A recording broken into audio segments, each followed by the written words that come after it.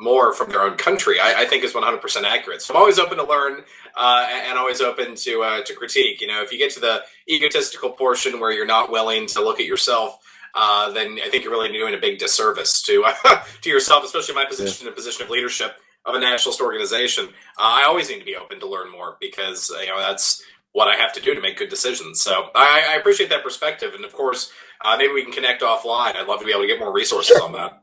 No problem, man. So I'm gonna be a good boy now, and I'm not. I didn't come off too hostile, right? Because my intention wasn't to be hostile at all.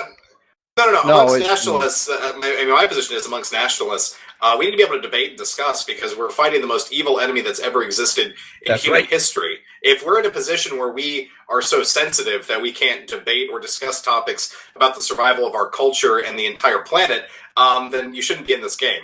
So no, you came off just fine, and I really want hard questions and things like that because these are important subjects we're tackling. All right. Yes, okay. And if I may give a small take on that to see if you agree, Tercio, that was you talking, right, about Venezuela? Yep.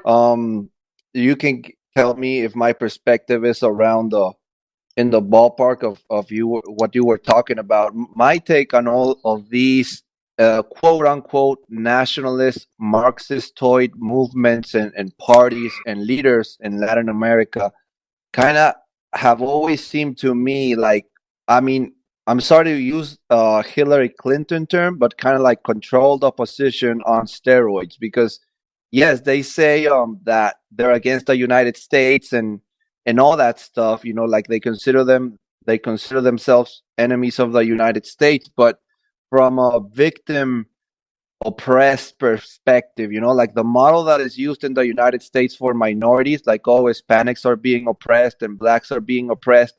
They do it on a national scale. Like it's not about let's make our people be the best and compete and overwhelm the United States. It's more like, oh, you're poor because of the United States, like the typical class war that the country is poor because the rich. But now instead of doing it on a national scale, like the rich are taking advantage of the poor. First they do that.